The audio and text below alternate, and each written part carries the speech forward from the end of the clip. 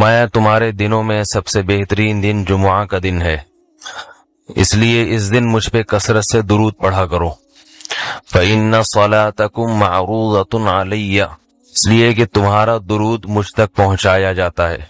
सहाबी ने पूछा, या रसूल अल्लाह कैफ़ तुअरज़ु अलैका सलातुना वक़द अरमता, हमारा दुरूद आप तक कैसे पहुंचाया जाएगा जबकि आप जब दुनिया से जाएंगे, कब्र में जिस्म आपका खत्म हो जाएगा, तो हमारा दुरूद आप तक कैसे पहुंचेगा। तो आप सल्लल्लाहु अलैहि वसल्लम ने फरमाया, इन्नल्लाह हर्रम अलल अर्ज़ि अजसादल अंबिया, अल्लाह ताला ने पैगंबरों के जिस्मों पर जमीन पर पैगंबरों के जिस्मों को हराम कर दिया। जमीन किसी पैगंबर के जिस्म को कभी खत्म नहीं करती। तो ये भी उम्मत का इजमाई अकीदा है कि जितने भी अंबिया हैं उनके जिस्म बिल्कुल सलामत रहते हैं। शुहदा में तो ये बहुत ज्यादा मुशाहिदा होता है, बहुत सारे शुहदा के जिस्म सलामत रहते हैं। तो एक और हदीस में आप सल्लल्लाहु अलैहि वसल्लम ने फरमाया, मन सल्ला अलैया सलातन सल्लल्लाहु बिहा अशरा, जिसने मुझ पर एक दफा दुरूद भेजा। दुरूद कहते हैं नबी सल्लल्लाहु अलैहि वसल्लम के लिए अल्लाह ताला से खुसूसी रहमत की दुआ करना। एक होता है आम दुआ, किसी के लिए भी रहमत। सलात कहते हैं खुसूसी रहमत जो अल्लाह अपने खास बंदों पे करता है। इसलिए सलात का जो लफ्ज है ना, ये दुरूद और सलात ये पैगंबर के अलावा किसी के लिए जायज नहीं है, क्योंकि ये सलात खास किसके खासा है, ये पैगंबरों का। इसलिए हम अल्लाहुम्मा सल्ली अला मुहम्मद तो कह सकते हैं, लेकिन यूं नहीं कह सकते अल्लाहुम्मा सल्ली अला फुलान। तो वो सल्ली जो है ना, सलात, ये खास किस्म की रहमतें होती हैं जो अल्लाह पैगंबरों पर भेजते हैं। तभी कुरान में आता है उलाइका अलैहिम सलावातुम मिर रब्बिहिम व रहमा, कि जो लोग सब्र करते हैं उन पर अल्लाह की खुसूसी रहमतें भी हैं और रहमत भी है। तो पता चला सलात और रहमत में फर्क है। सलात आला किस्म की रहमतों को कहते हैं। तो आप सल्लल्लाहु अलैहि वसल्लम ने फरमाया, जिसने मेरे लिए एक मर्तबा रहमत की दुआ की, दुरूद शरीफ पढ़ा मेरे लिए, तो अल्लाह उस पर 10 रहमतें भेजते हैं। और जुमुआ के दिन ज्यादा फजीलत है दुरूद शरीफ पढ़ने की। अलबत्ता ये जो जुमुआ के दिन में हदीस मशहूर है कि 80 साल के गुनाह माफ होते हैं जुमा के दिन दुरूद पढ़ने से, ये हदीस सनद के लिहाज से कमजोर है। लेकिन ये जो मैंने हदीस पढ़ी कि जुम्मे का दिन सबसे बेहतर दिन है, फअक्सिरू अलैया मिनस सलाति फीही, लिहाजा इस दिन मुझ पे कसरत से दुरूद पढ़ा करो, ये बिल्कुल सही हदीस है। तो जुमुआ के दिन दुरूद शरीफ की इजाफी फजीलत है। आज चूंकि जुमुआ का दिन है इसलिए मैंने कहा कि इस बारे में थोड़ी सी बात करूं। एक और हदीस में आता है रसूलुल्लाह सल्लल्लाहु अलैहि वसल्लम ने फरमाया, ला तजअलू कब्री ईदा वसल्लु अलैया फइन्न सलातकुम तबलुगुनी हैथु कुंतुम, फरमाया मेरी कब्र को ईदगाह ना बनाओ। जैसे मेलों की जगह होती है ना, मेले ठेले, ईद पे जब सब लोग जमा होकर खुशियां मनाते हैं, तो जैसे मजारों पे होता है ना, कव्वालियां हो रही हैं और ये मेले ठेले हो रहे हैं, आजकल देखा है। तो पहले जमाने में भी जब कोई नेक आदमी दुनिया से जाता था तो लोग उसकी कब्र पे धरने मार के बैठ जाते थे, और वो मुजाविर और ये सब जो हमारे यहाँ होता है। तो आप सल्लल्लाहु अलैहि वसल्लम ने मना किया कि मेरी कब्र के साथ ये कुछ मत करो, अलबत्ता मुझ पे दुरूद पढ़ा करो। और फरमाया कि तुम जहां से भी दुरूद पढ़ोगे ये मुझ तक पहुंचेगा। और हदीस में रसूलुल्लाह सल्लल्लाहु अलैहि वसल्लम ने फरमाया, मा मिन अहदिन युसल्लिमु अलैया इल्ला रद्दल्लाहु अलैया रूही फअरुद्दु अलैहि, कि जब भी कोई मुझ पर सलाम भेजता है अल्लाह मेरी रूह को मेरे जिस्म में लौटाते हैं और मैं उसके सलाम का जवाब देता हूँ। अब ये कैसे होता है, चूंकि ये बरज़खी जिंदगी में है, लिहाजा इसकी कैफियत में और गहराई में जाने की इजाजत नहीं है। जैसे अल्लाह बेहतर समझते हैं ये होता है, इसकी हकीकत का हमें इल्म पूरी तरह नहीं है, बरज़खी जिंदगी है। और हदीस में आता है रसूलुल्लाह सल्लल्लाहु अलैहि वसल्लम ने फरमाया कि रग़िम अनफु रजुलिन ज़ुकिरतु इंदहु फलम युसल्ली अलैया, उस शख्स की नाक खाक आलूदा हो जाए जिसके सामने मेरा नाम लिया जाए, मेरा तज़किरा हो और वो मुझ पे दुरूद न पड़े। एक और हदीस में आप सल्लल्लाहु अलैहि वसल्लम ने फरमाया, अल बखील मन ज़ुकिरतु इंदहु फलम युसल्ली अलैया, वो शख्स कंजूस है, बखील है जिसके सामने मेरा नाम आए और मुझ पे दुरूद न पड़े। यानी इतनी बड़ी शख्सियत और इतने बड़े मोहसिन आजम का तज़किरा आ रहा है और इसकी जबान से दुआ भी नहीं निकलती, तो इससे बड़ा कंजूस दुनिया में कौन हो सकता है। एक और हदीस में आप सल्लल्लाहु अलैहि वसल्लम ने एक शख्स को दुआ मांगते हुए देखा जिसने दुरूद शरीफ पढ़े बगैर दुआ शुरू कर दी। तो आप सल्लल्लाहु अलैहि वसल्लम ने फरमाया इसने दुआ में जल्दी की है। फिर फरमाया तुम में से जब किसी शख्स को दुआ मांगनी हो पहले अल्लाह की हम्दो सना पढ़े, फिर मुझ पर दुरूद भेजे। कुरान मजीद में भी अल्लाह ने हुक्म दिया, इन्नल्लाह व मलाइकतहु युसल्लूना अलन नबी, कि अल्लाह और उसके फरिश्ते, अल्लाह भी रहमत भेजते हैं और फरिश्ते भी रहमत की दुआ करते हैं। या अय्युहल्लज़ीना आमनू सल्लु अलैहि वसल्लिमू तस्लीमा, ईमान वालो तुम भी मोहम्मद सल्लल्लाहु अलैहि वसल्लम पर दुरूद भेजा करो और सलाम भेजा। दुरूद और सलाम में फर्क यह है कि दुरूद अल्लाह की रहमत और सलामत कहते हैं कि हर बुराई से, हर मुश्किल से, हर मुसीबत से बचाएं। तो कमाल जब ही होता है जब अल्लाह हर शर से बचा लें और इजाफी रहमतें भी भेजें। तो उलमा ने दुरूद शरीफ की हिकमतों में लिखा है कि दुरूद शरीफ जो अल्लाह ने हमें पढ़ने का हुक्म दिया, इसकी बुनियादी वजह तो सबको मालूम है कि सबसे ज्यादा एहसानात इस कायनात में अल्लाह के बाद किसके हैं? मोहम्मद सल्लल्लाहु अलैहि वसल्लम। तो आप सल्लल्लाहु अलैहि वसल्लम के एहसानात सबसे ज्यादा हैं इंसानियत पर। इंसान को इंसान आप सल्लल्लाहु अलैहि वसल्लम ने बनाया और अहले इस्लाम तो सबसे ज्यादा उन एहसानात के तले दबे हुए। नबी सल्लल्लाहु अलैहि वसल्लम जब दुनिया में आए तो अल्लाह ताला ने आप सल्लल्लाहु अलैहि वसल्लम की जो जिम्मेदारियां बताई कुरान मजीद में, वो 4 जिम्मेदारियां बताई। इन 4 जिम्मेदारियों पर मैं बहुत सारे बयानात में बयान कर चुका हूँ। तो आज मकसद वो 4 जिम्मेदारियां बताना नहीं है, बल्कि उस जिम्मेदारी के ज़िमन में कोई और चीज़ बयान करना है। इसलिए आप ये ना समझें कि उसी बयान का तकरार हो रहा है। वो 4 जिम्मेदारियां बताई गई हैं पैगम्बरों के दुनिया में आने की। यतलू अलैहिम आयातिही व युज़क्कीहिम व युअल्लिमुहुमुल किताबा वल हिकमा। नंबर 1 अल्लाह की किताब पढ़ के सुनाएंगे। नंबर 2 अल्लाह की किताब सिखाएंगे। नंबर 3 हिकमत की बातें सिखाएंगे। नंबर 4 लोगों का तज़किया करेंगे। इससे हमें मालूम हुआ कि पैगम्बरों का मौजू और पैगम्बरों का हदफ और पैगम्बरों का विजन वो मादी तरक्की नहीं होता। मेरी और आपकी ज़िंदगी सुबह शाम जो गुजरती है वो मादियत की ज़िंदगी है। मादियत, कैसे हम अच्छा खा लें, कैसे अच्छा पी लें, कैसे हमारी लाइफ अच्छी हो जाए। सारा दिन की जो एक्टिविटीज़ हैं लोगों की वो इसी में गुजरती हैं। आप रात को सोते क्यों हैं? थकावट होती है भाई, ताकि नींद पूरी हो तो बॉडी फ्रेश हो जाएगी। ये रूहानियत है या मादियत है? साथ साथ बोलते हैं ना, रूहानियत थोड़ी है तो मादियत है ना। आप चाहते हैं आपकी बॉडी क्या हो जाए? फ्रेश हो जाए, ताकि आप लाइफ को एंजॉय कर सकें। जानवर भी सोते हैं, जो सोते नहीं है वो थोड़ी देर के लिए वैसे ही लेट जाते हैं। कुछ ना कुछ आराम जानवर भी करते हैं, थक जाते हैं, उनको भी थोड़ा सा आराम चाहिए, तो इंसान भी आराम करता है नींद की शक्ल में। फिर हम जब सुबह उठते हैं तो सोते सोते थक चुके होते हैं, इसलिए उठते हैं।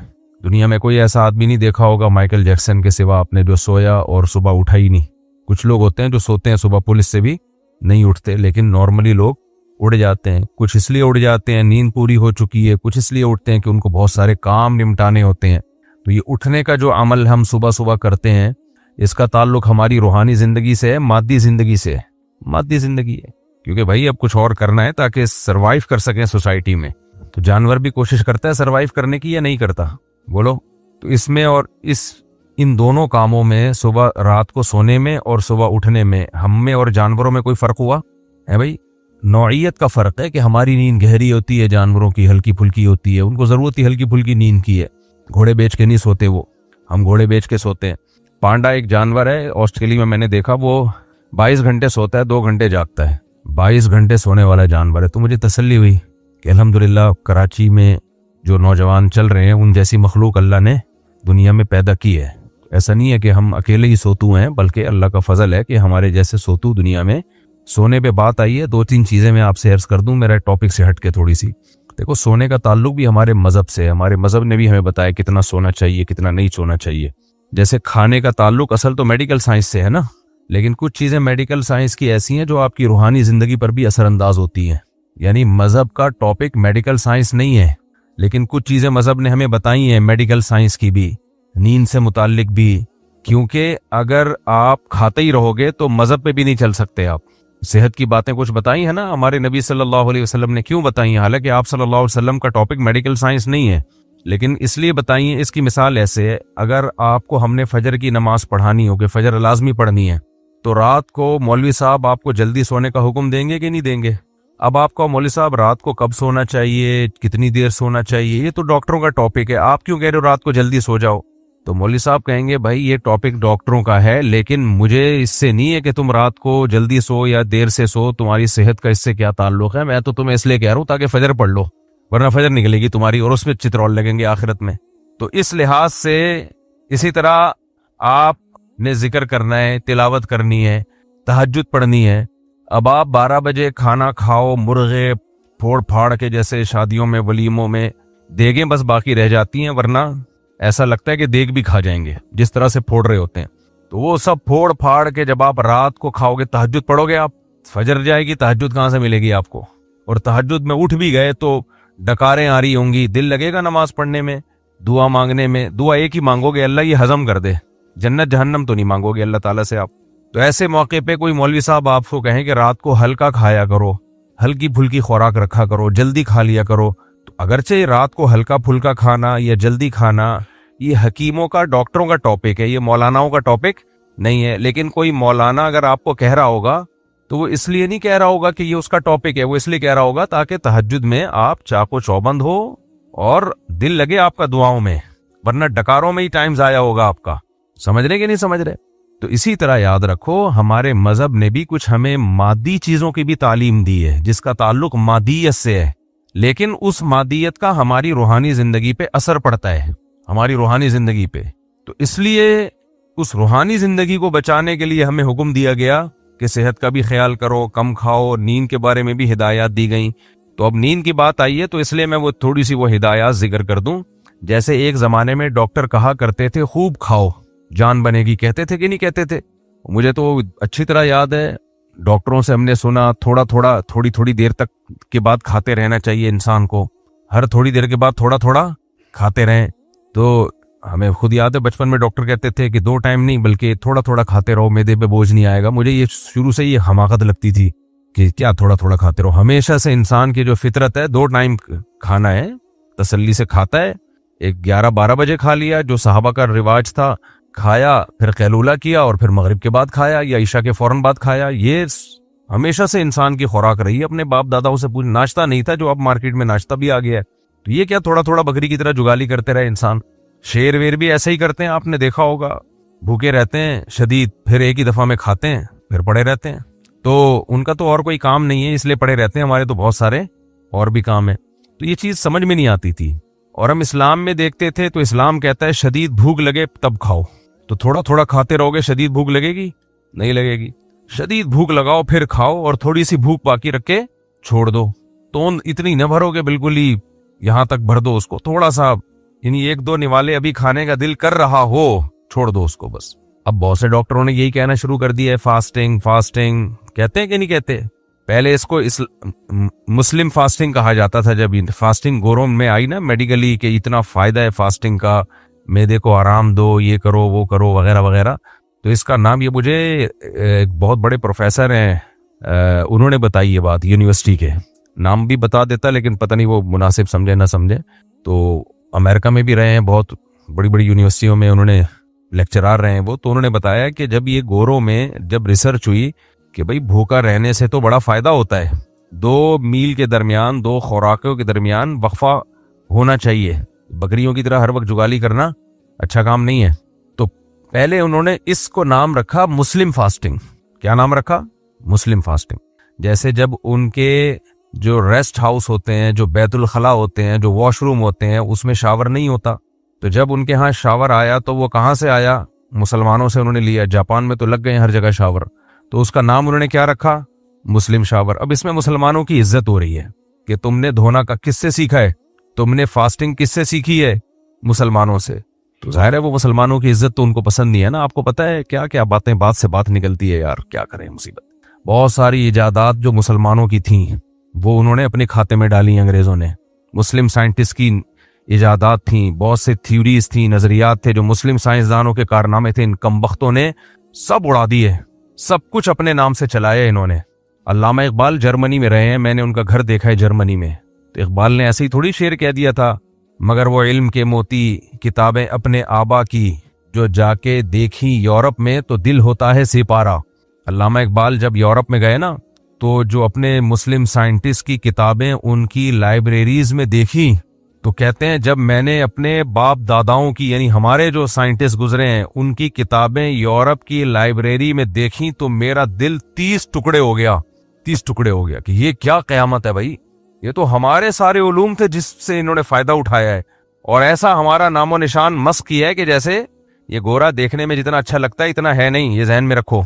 ये इंडिविजुअल लाइफ में बहुत अच्छे होते हैं, बहुत अच्छे, नाइस टू मीट यू वगैरह वगैरह, ईमानदार भी होते हैं, बहुत अच्छे भी होते हैं, लेकिन कौमी सतह पे ये बड़ी बड़ी खयानतें करते हैं। नहीं यार, यार क्या करें भाई, तुम लोग को समझाना बहुत मुश्किल काम है यार। देखो पर्सनली गोरे बहुत अच्छे होते हैं, काफिर भी बहुत अच्छा होता है इंडिविजुअल लाइफ में, लेकिन जो इज्तिमाई नज़म ये लोग बनाते हैं ना, जो कौमी सतह पे जो कारनामे सर अंजाम दे रहे होते हैं वो बहुत भयानक होते हैं। मैं बार बार कहता हूँ गोरा बेवकूफ नहीं है मस्जिद से चप्पल चुराए, इससे बदनामी होती है, और वो एक नंबर होते हैं। वो अगर चप्पल चुराएगा तो पैसे दे देगा आपको। वो डायरेक्ट अफ्रीका में सोने की कानों पे कब्जा करते हैं कौमी सतह पे, समझ रहे हो। वो मुस्लिम कंट्रीज को देखो, अभी गोरे की एक खयानत देखो, हिंदुस्तान ने पाकिस्तान पे हमला किया था, पाकिस्तान ने सऊदी अरब के सफीर को भी डाला कि जंग रुकवाओ, डाला कि नहीं डाला सऊदी अरब के सफीर को, बोलो ना। अमेरिका से राब्ता किया, जंग रुकवाओ, रुकी जंग, बोलो ना। सऊदी अरब का सफीर आया, हिंदुस्तान का दौरा करके गया, कोई फर्क नहीं पड़ा मोदी सरकार पे। लेकिन जब पाकिस्तान ने अटैक किया, मोदी सरकार ने एक फोन मारा है सदर बुश को, डोनाल्ड ट्रंप को, फौरन जंग रुकवा दी कि नहीं रुकवा दी, बोलते क्यों नहीं हो। तो ये क्या मतलब, ये बहुत नेक लोग हैं। जब उनकी पिटाई शुरू हुई है तो फिर बंद करो जंग, हमारी पिटाई हो तो होती रहे, क्या ख्याल है। तो इसलिए काफिर में कोई खैर नहीं है, ज़हन में रखो। ये अपनी इनफरादी जिंदगी में होता है बहुत वगैरह वगैरह वगैरह, बहुत अच्छे होते हैं। इज्तिमाई सतह पे जो ये काम करते हैं उसमें इन्होंने जो झूठ बोले, इन्होंने जो खयानतें की हैं, वो मैं और आप सोच भी नहीं सकते। मुसलमान ऐसे खाइन नहीं होते। इस लेवल की खयानतें मुसलमानों ने ऑफिशियली नहीं की हैं, ऑफिशियली नहीं की हैं। तो हिटलर जैसा कोई जालिम मुसलमान हुक्मरानों में गुजरा है? कोई भी नहीं गुजरा। हालांकि मुसलमानों में भी जालिम भी गुजरे हैं, लेकिन ज्यादा से ज्यादा गर्दनें मार दी हैं लोगों की उन्होंने। ऐसा तो नहीं किया ना कि कढ़ाइयां गर्म कर करके उसमें लोगों को डाला हो। ये हिटलर के कारनामे हैं। हिटलर ने यहूदियों पे जब जुल्म किया तो उठा उठा के कढ़ाइयों में डाला है उनको। मैं जब जर्मनी गया हूं तो मैंने जो वहां लोगों ने बताया कि हम आपको वो जगह भी दिखाते हैं जहां उनको, ठीक है आपका यहूदियों से लड़ाई थी, इख्तलाफ था, फड्डा था, लेकिन किसी से इख्तलाफ और लड़ाई में यहां तक आगे चले जाना कि उठा के उनको कढ़ाइयों में डाल देना, ये काफिर ही कर सकता है मेरे भाई। मुसलमान में ऐसा जिगरा मुसलमान के पास, बोलते क्यों नहीं हो, नहीं है। ये जो मैं बार बार तुम्हारे दिलों से बुत निकालता हूं ना, गैर मुस्लिमों से आज दुनिया बहुत मुतासिर है, बहुत मुतासिर है। इस जमाने का सबसे बड़ा बुत मगरिबी तहजीब है, क्योंकि वो दिखते कुछ और हैं, हकीकत कुछ और है। तो हकीकत को देखा करो जाके, हकीकत को। खैर सिर्फ इस्लाम में है, ये ज़हन में रखना। और अगर मुसलमानों में कोई बुराई नजर आ रही है तो इस्लाम की वजह से नहीं है, इस्लाम छोड़ने की वजह से है।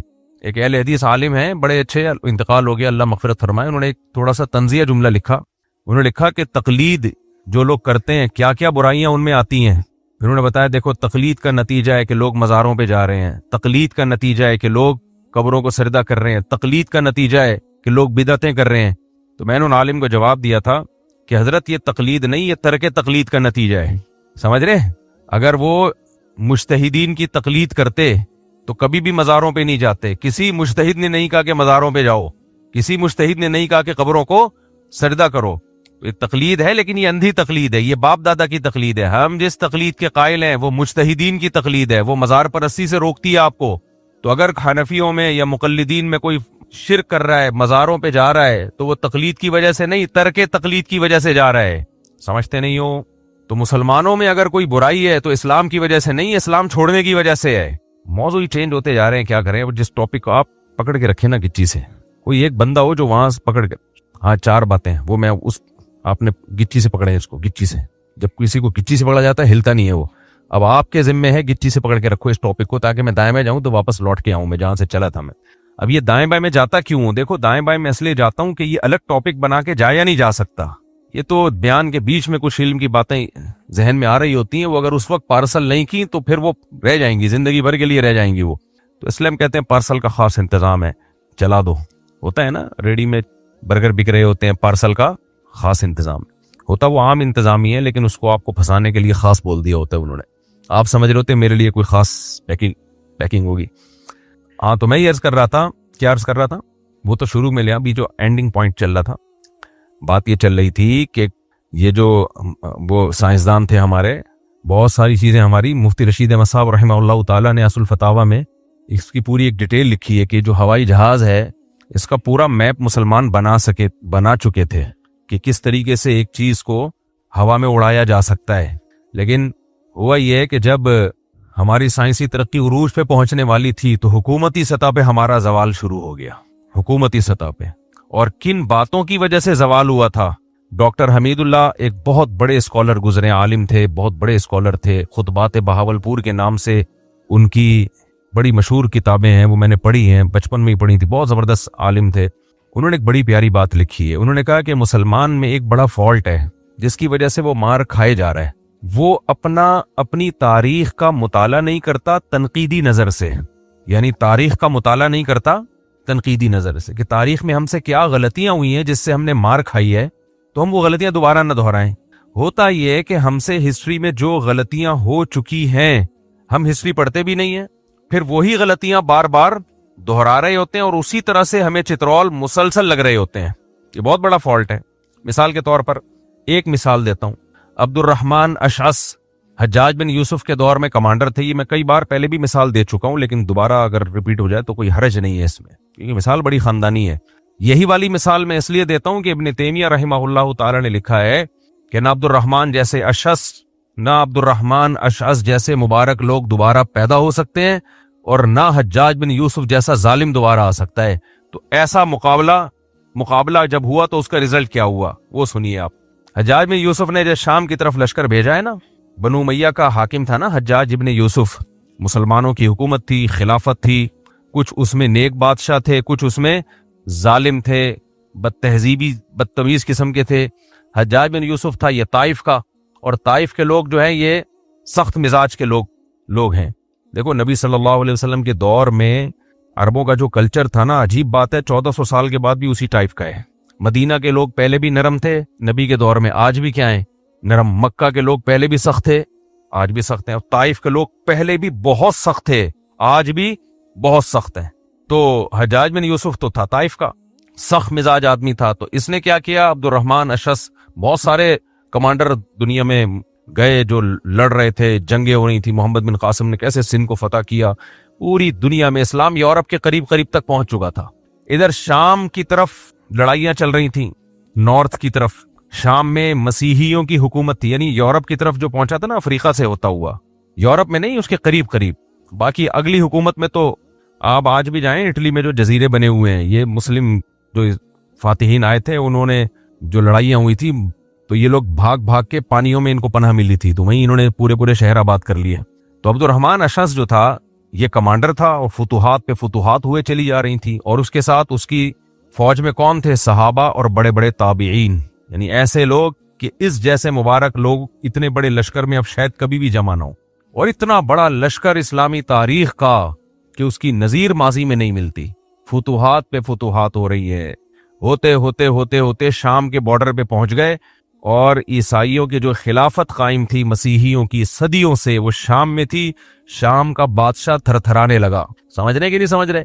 अब्दुर्रहमान अशअस ने पड़ाव डाला, थक के चूर हो गया। इसके साथ इमाम शाबी, जो उलमा है वो जानते हैं कितना बड़ा नाम है इमाम शाबी, क़िरात के भी इमाम थे, हदीस के भी इमाम थे, ऐसे ताबीईन और सहाबा किराम भी।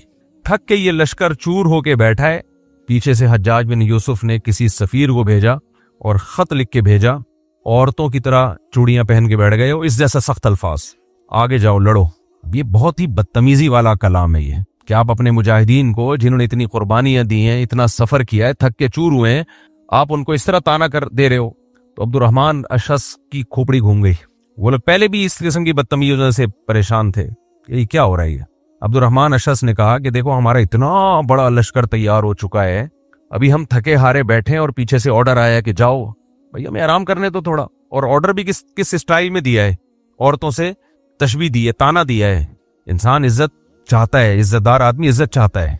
अब्दुर्रहमान अशअस ने सब लोगों को जमा किया, अपने जितने भी मुजाहिदीन थे, और उनसे कहा कि देखो हम इतने बड़ा लश्कर हमारा तैयार हो चुका है कि हमें अब आगे जाने के बजाय ना हज्जाज ही की हुकूमत का खात्मा कर देना चाहिए।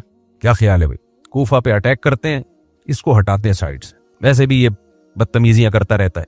आपको पता है जज्बाती बातें हमेशा यंगस्टर को, नौजवानों को मुतासिर करती हैं। तभी मैं इतना आजकल बोलता हूँ, जो यूनिवर्सिटियों में बातें करते हैं ना, निज़ाम बदलो, कैसे बदलो, कौन बदलेगा, क्या होगा, इसके साइड इफेक्ट क्या होंगे। बदलो, लेकिन कोई पैकेज तो हो आपके पास निज़ाम बदलने का, कोई तरीका तो हो आपके पास।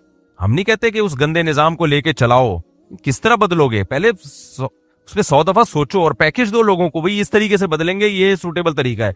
मार धाड़ यही चल रहा है आजकल मार्केट में, और जो संजीदगी की बात करे लोग उसको सीरियस नहीं लेते, उल्टा उसके खिलाफ हो जाते हैं। तो अब्दुर्रहमान अशस ने जब ये कहा तो सब ने फतवा दिया, ठीक है जी, जाके हम हुकूमत पे हमला करते हैं। हालांकि नबी करीम सल्लल्लाहु अलैहि वसल्लम की सही अहादीस मौजूद हैं। एक तरफ आपने ये फरमाया कि जालिम बादशाह के सामने कलिमा हक कहना सबसे बड़ा जिहाद है। इससे पता चला कि नबी ने कलिमा हक बात कहने से मना नहीं किया। हाकिम वक्त अगर कोई बुरा काम करता है, आप उसके खिलाफ उसकी बुराई को बुरा कहें। आप समझ रहे कि नहीं समझ रहे? अगर कोई बुरा काम हो रहा है तो आप कहें कि ये बुरा हुआ है, उसके मुंह पे जाके कहें आप, ये सबसे बड़ा जिहाद है। लेकिन क्या उसके खिलाफ तलवार उठाई जाए, उसकी हुकूमत को पलटने की कोशिश की जाए, बगावत की जाए, इसके बारे में भी हदीसें मौजूद है। सही है, मुस्लिम की हदीस है। मैं जब कनाडा में था ना, तो एक स्कॉलर थे, बार बार पाकिस्तान में बगावत की बातें कर रहे थे, तो मैंने उस पर हदीस सहीहा के साथ पूरा क्लिप रिकॉर्ड करवाया था। नबी सल्लल्लाहु अलैहि वसल्लम ने सहाबी रसूल से फरमाया कि व इन ज़रबू ज़हरक, हाकिम वक्त तुम्हारी कमर पे कोड़े भी मारे, बगावत नहीं करना, बर्दाश्त कर लेना, उसका मामला किस पे छोड़ देना? अल्लाह पे। हम ये नहीं कह रहे एहतजाज मत करो, एहतजाज मत करो, एहतजाज करो, बगावत अलग चीज है। बगावत मुसल्ला होती है, असलहे से होती है, असलहे के जोर से उसकी हुकूमत को गिराने की कोशिश आपने फरमाया मत करना, चाहे वो जुल्म करे, छोड़ देना। सारे काम दुनिया में नहीं होते, कुछ कहां रखे जाते हैं? आखिरत के लिए रखे जाते हैं। हर चीज हमारे इख्तियार में नहीं है। सवाल पैदा होता है, क्या सैयदुल अंबिया सल्लल्लाहु अलैहि वसल्लम माज़ अल्लाह नकल कुफर लोगों को बुज़दिल बना रहे हैं? ना ना ना ना ना, बुज़दिल नहीं बना रहे। इज्तिमाइयत में जो खैर है, उस खैर के हुसूल के लिए इनफिरादी जरर को बर्दाश्त किया जा रहा है। क्योंकि आप सल्लल्लाहु अलैहि वसल्लम के इल्म में ये बात थी कि हुकूम हाकिम कभी अच्छा आएगा कभी बुरा आएगा, ये चलता रहेगा, लेकिन इज्तिमाई नज़म खराब नहीं होना चाहिए मुसलमानों का। जब कोई काम बहुत बड़े पैमाने पर होता है तो उसमें बहुत सारे शर भी शामिल हो जाते हैं। ऐसा हो नहीं सकता इतने बड़े पैमाने पर कोई काम हो रहा हो और 100% बिल्कुल दुरुस्त हो, ये मुमकिन नहीं है। देखो बड़ी बड़ी फैक्ट्रियां चल रही होती हैं, उसमें कहीं कभार चोरियां भी हो रही होती हैं कि नहीं होती, खांचे भी खुले हुए होते हैं। फैक्ट्री का मालिक चाहे मैं खिलाफत कायम कर दूं, एकदम सब, भाई फैक्ट्री बंद हो जाएगी तेरी। वो चशमपोशी से काम लेते हैं। सऊदी अरब में एक बड़ी कंपनी है, मुझे किसी ने बताया, उस कंपनी में कुछ लोग चोरियां वोरियां कर रहे थे। कह रहे मैंने कंपनी के ओनर को बताया ये हो रहा है वो हो रहा है, उसने कहा भाई होने दे यार, ऐसे एक एक के पीछे पड़ना शुरू हो गया, हमारा तो यही काम रह जाएगा। सही है, हाँ कोई सामने आ गया तो पकड़ लेंगे उसको। अब ये नहीं कि आप लोग भी छोटे मोटे करना शुरू कर दें। एक मिसाल दे रहा हूं मैं, आपने कहा चलो फलाइए मस्जिद से चप्पल से बिस्मिल्लाह चप्पल से करते हैं हम। घरों में देख लो, छोटी सी स्टेट होती है, घर 100% ठीक हो रहा होता है उसमें है, और घर भी इतने से, एक बीवी दो बच्चे, घरों के साशे हैं ये, इसको घर थोड़ी बोलते हैं, अफराद ही नहीं है घरों में, फिर भी ठीक नहीं चल रहे होते। शौहर कुछ बीवी को बर्दाश्त करता है, आड़ी तिरछी है, चले यार चला यार अब छोड़ूंगा, बच्चों को कौन पालेगा।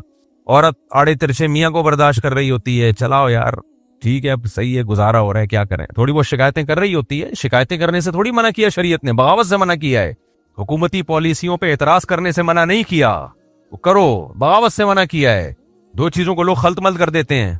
तो आड़े तिरछे मियाँ को बर्दाश्त कर रही होती है औरत, आड़ी तिरछी बहुओं को, मैं कहने वाला था सास बर्दाश्त कर रही होती है, वो नहीं होता, वो सीधी बहू नहीं बर्दाश्त होती, उससे आड़ी तिरछी कहां से बर्दाश्त होगी। खैर, एक अंग्रेज का एक क्लिप मैंने देखा, मैं हैरान हो गया यार। वो अंग्रेज ने बोला, उसका ना वो हिंदी में तर्जमा आ रहा था, वो कुछ बात कर रहा था, तो उसने कहा ये भी ऐसे डरावना है मेरी सास की तरह।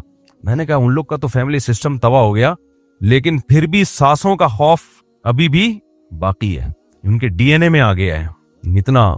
इससे पता चलता है सास बहुत पहले से ही सास ही है। वो अम्मा हवा, अल्लाह ने उनको सास की टेंशन से बचाया था बस। एक वो खुशकिस्मत खातून थी हजरत आदम अलैहिस्सलाम की ज़ौजा अम्मा हवा, जिनके सिर्फ शौहर थे, ना जेठानियां थी, ना देवरानियां थी, और ना सास थी। सोचो कैसी लाइफ गुजारी होगी, है ना, जबरदस्त, सुभान अल्लाह। खैर, टॉपिक से हट रहा हूं मैं, मुझे पता है टॉपिक से हट रहा हूं, दोबारा आ रहा हूं टॉपिक पे। तो इसी तरह अब देखो अब्दुर्रहमान अशस ने क्या किया। हालांकि नबी सल्लल्लाहु अलैहि वसल्लम की हदीस हैं, हो सकता है उन तक वो हदीसें ना पहुंची हो, या जब हम लोग के साथ ये भी तो होता है, हदीस जब हमारे मतलब की हो तो ठीक है, मतलब कि ना हो तो फिर तावीलात करते हैं, उसमें घुमाते फिराते हैं, ये हदीस का ये मतलब नहीं बल्कि ये मतलब है। हदीस के तो साफ अल्फाज हैं भाई, व इन ज़रबू ज़हरक, तुम्हारी पुश्त पे कोड़े मारे तो भी इज्तिमाई नज़म को मत तोड़ो। इसी तरह याद रखो, ये सिर्फ रियासत के बारे में नहीं है, हर जगह के बारे में है। किसी मदरसे में आप हो, इज्तिमाई नज़म को खराब मत करो। आपकी जात पे जुल्म ज्यादती हो रही है, निकल लो वहां से, रिजाइन दे के चले जाओ। हर वक्त ये ना करो कि गीबतें शुरू कर दी, मेरे साथ ऐसे हो रहा है, मेरे साथ में। हमारे हजरत फरमाया करते थे, दुनिया में कोई इदारा ऐसा नहीं है जो 100% ठीक चले। तो इदारे में कुछ गड़बड़ हो रही है, एक दफा बड़े को बता दो, 2 दफा बता दो, बहुत ज्यादा 3 दफा, चौथी दफा नहीं बताओ, बस छोड़ दो उसको, नहीं ठीक हो सकता, छोड़ दो, आपकी जिम्मेदारी पूरी हो गई। आप देख लो कि मुझे इससे अच्छी जगह मिल सकती है तो चले जाओ, नहीं मिल सकती तो वहीं रहो और बर्दाश्त करो उसको। लेकिन आपने हर इदारे में, ऑफिस में देखा होगा ना, फसादी होते हैं कि नहीं होते? अबे ये ऐसे हो रहा है, अबे ये यूं हो रहा है, अबे ये ऐसे हो रहा है, ये करते रहते हैं बैठ के। कुछ होते हैं फसादी जिनको अपने काम से कोई लेना देना नहीं है, कमबख्तों को। हर वक्त बॉस को पता होता है ये वहां बैठा हुआ है, मेरी गीबती कर रहा होगा, मेरे सामने चमचा बना हुआ है, यस्सर यस्सर कर रहा है, वहां बैठ के मेरी बुराई होगी। मदरसों में भी होता है। एक मदरसे के मोहतमिम आए हमारे यहाँ, कहते हैं कि जब मैं 4 टीचरों को देखता हूँ ना कहीं बैठे हुए हैं, तो मुझे यकीन होता है मेरी गीबती हो रही होगी। वो गीबत कर रहे होते हैं, ये नाजिम जो है ये ऐसा है, ये तनख्वाह नहीं देता है, ये खुद गाड़ियों में घूमता है। अबे गाड़ी का पहले पता कर लो किसकी गाड़ी है, हो सकता है किसी ने उसको सिक्योरिटी के लिए दी हुई हो, या कोई और मसला हो, ये भी हो सकता है कि खा रहा हो, इम्कान है। तो आप जो कर सकते हो वो करो, जो नहीं कर सकते चुप करके अपना काम करो और पतली गली से निकलो। आप सिर्फ मस्जिदों में भी ऐसा होता है भाई, 100% कोई कमेटी पूरी सही नहीं होती, कोई इमाम पूरा सही नहीं होता। आप अपनी जिम्मेदारी पूरी करें, 1 दफा 2 दफा 3 दफा बता दिया, नहीं हो रहा ठीक, कोई बात नहीं, अपना नमाज पढ़ो, पतली गली से निकलो, चुप करके फसाद ना फैलाओ। हमारे हजरत मुफ्ती रशीद अहमद साहब रहमहुल्लाह ताला में इस्लाह का जज्बा बेइंतहा था। वो कभी कोई बुराई देख के खामोश नहीं बैठते थे। वो ये अल्फाज कह रहे थे कि 3 दफा बताओ, चौथी दफा मत बताओ, बस। समझ रहे? वरना इदारे भी तबाह होते हैं, फैक्ट्रियां भी तबाह होती हैं, दफ्तर भी तबाह होते हैं, और स्टेट और रियासतें भी इसी तरह तबाह हो जाती हैं। अब आप देख लो ना, सोशल मीडिया पे कोई पॉजिटिव बात सुनने को मिलती है? हर शख्स दूसरे की शलवार उतार रहे हैं मीडिया पे। अपोजिशन हुकूमत की पगड़ियां उछाल रही है, और जब यही हुकूमत अपोजिशन में आएगी तो उस वक्त जो हुकूमत होगी उनकी पगड़ियां उछालेंगे। अभी जो हुकूमत है एस्टेब्लिशमेंट की इसको इज्जत दे रही है, कल ये अपोजिशन में आएगी तो एस्टेब्लिशमेंट की पगड़ियां उछालेगी। सब एक दूसरे की पतलूने उतारने में लगे हुए हैं। तो दिमाग में गोबर नहीं भसेगा तो और क्या होगा? क्या ख्याल है भाई? हर वक्त मनफी मनफी मनफी मनफी मनफी, तो डिप्रेशन में जाएगा, स्ट्रेस में जाएगा। मैंने तो सही बता दूं, 1 हफ्ते से सोशल मीडिया देखा ही नहीं है। इतना सुकून मिल गया मुझे भाई, छोड़ा यार, भाड़ में जाए यार ऐसी की तैसी। जब तक कोई खास खबर ना आ जाए ना, कोई लोग मुझे बताएं कि भाई ये वाकया, तो फिर मैं उन्हीं से पूछ लेता हूं। फिर भी मैं कोशिश करता हूं ना जाऊं मैं, तू ही बता दे हुआ क्या है। काम की चीज देखो भाई मीडिया पे, जो आपकी जरूरत है। नहीं है तो छोड़ो, इसको बंद करके रखो, क्योंकि मनफी चीजें, मुस्बत बहुत कम। देखो पाकिस्तान के बारे में क्या मिलेगा, ये हो गया, महंगाई हो गई, फलाना हो गया, ढिमकाना हो गया। सुन सुन के आदमी कहता है कुछ नहीं भी हुआ होगा। हालांकि आप सुबह पराठे भी फोड़ रहे होगे तबीयत से, दुकानें भी। एक साहब कल मुझे कहने लगे, एक बंदा कह रहा है बिजनेस तबाह हो गया, बिजनेस बर्बाद हो गया। कह रहा मैं उसकी दुकान पे गया तो कस्टमर का रश देख के मैं हैरान हो गया। मैंने कहा कल बातें क्या कर रहा था, बिजनेस तबाह हो गया और तेरे पास, तुझे तो मुलाजिम रखने पड़ेंगे कस्टमर को निपटाने के लिए। वजह क्या है? उसकी अपनी दुकान चल रही है, नोट छाप रहा है, लेकिन मीडिया पे देख देख के खोपड़ी क्या हो गई है। मैं मानता हूं बहुत सौ का बिजनेस तबाह भी हुआ है, मैं ये नहीं कह रहा, लेकिन जिसका हुआ है वो रोए ना, जिसका नहीं हुआ वो भी रो रहा है। गुस्सा आ रहा है, एग्रेसिव हो रहा हूं, नॉर्मल, रिलैक्स, तमीज से बात भी की जा सकती। तो देखो मुझे बताते हुए इतनी डिप्रेशन हो रही है, जब आप मीडिया पे ये चीजें देखोगे तो कितनी होगी। मैं कितना गुस्सा आ रहा है ना, मुझे बताते हुए गुस्सा आ रहा है। तो सोचो जब ये चीजें मीडिया पे देखोगे तो कितना बौखलाएगा इंसान। तो इससे सेहत अच्छी होगी, खराब होगी, बर्बाद हो जाएगी सेहत इससे। तो मीडिया का काम है नेगेटिव चीजें फैलाना, क्योंकि चलता वही है भाई, मुस्बत बात चलती नहीं है। एक साहब कहने लगे पाकिस्तान का दिवालिया हो गया, फलाना हो गया, कोई अच्छी खबर। मैंने कहा अच्छी खबर ये कि डॉलर कितने का है अभी, 280 चल रहा है वो, मेरा ख्याल है। मैंने कहा 6-7 महीने से इस पे रुका हुआ है। अच्छी खबर न्यूज। कह रहे हैं अब ये सब ड्रामेबाजी। मैंने कहा तू सड़ा हुआ है, सड़ा हुआ ही रहेगा तू हमेशा, तेरी किस्मत में खुश होना है ही नहीं। जैसे कोई इकोनॉमिक्स के बड़े बड़े माहिरीन से इसके ताल्लुकात हो ना, उन्होंने इसको रिपोर्टें पेश की हो कि ये आर्टिफिशियल है। बहुत कुछ गलत भी हो रहा है, बहुत कुछ सही भी हो रहा है। हाँ, सिंध का जो मामला है ना, सिंध और सिंध की जो गवर्नमेंट है, उसके बारे में मैं कोई तबसरा पसंद नहीं। कहीं मेरे बयान से आप ये ना समझे कि मुफ्ती साहब इन अजीम लोगों की तारीफ कर रहे हैं बहुत। वो तो आप देख लो अभी वाकया क्या हुआ है, बयान करते हुए भी रूह कांप जाती है। तो लेकिन मीडिया पे बहुत कुछ नेगेटिव है, बहुत कुछ सही भी है उस नेगेटिव में। लेकिन देखो वो झूठ वो झूठ जो सच में मिला के भूला जाए ना, वो झूठ ज्यादा खतरनाक होता है।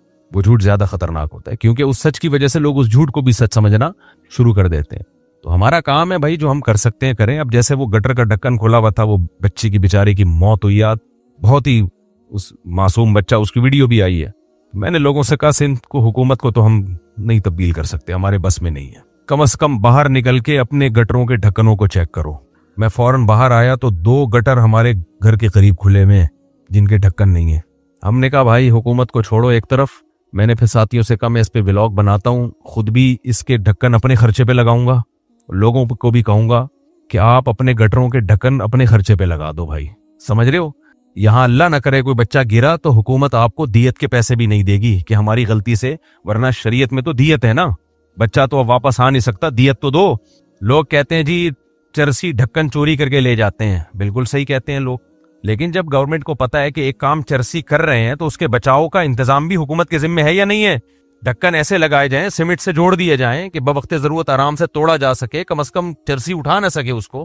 कुछ भी नहीं हो सकता तो चरसियों को फ्री में चरसी बांट दो मेरे भाई, चर्च बांट दो ताकि वो ये काम ना करें, या तो चर्च छुड़वाओ उनसे, चर्च की स्मगलिंग रोको।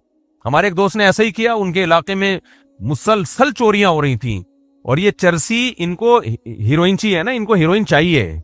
यहां हमने एक हीरोइनची पकड़ा था, फिर चोरी करता हुआ पकड़ा गया।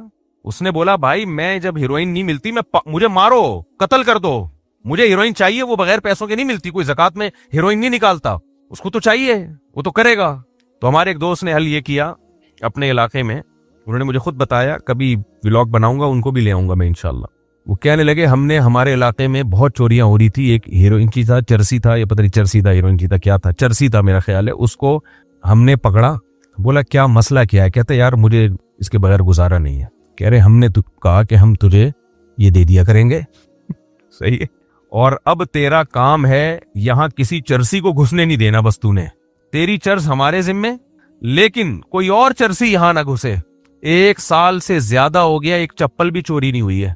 कह रहे हैं हम उसको पुड़िया का इंतजाम कर देते हैं कहीं से।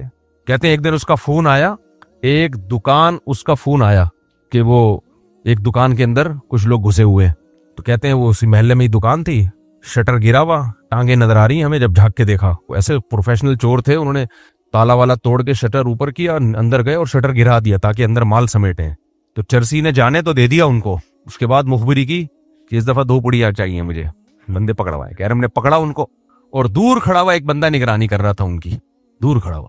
तो या तो गवर्नमेंट इन चरसियों को फ्री में चर्च दे या ढक्कन किसी और तरह से महफूज करे। लेकिन मेरे भाई गवर्नमेंट तो, जो गवर्नमेंट का काम है ना, तो हमें तो चाहिए कि हम अपने गली मोहल्ले में जाके खुद ही कम से कम ढक्कन तो लगा दें यार। रोते रहेंगे अल्लाह ना करे सारी। मैंने बहुत वाकयात देखे हैं गटर में गिरने के।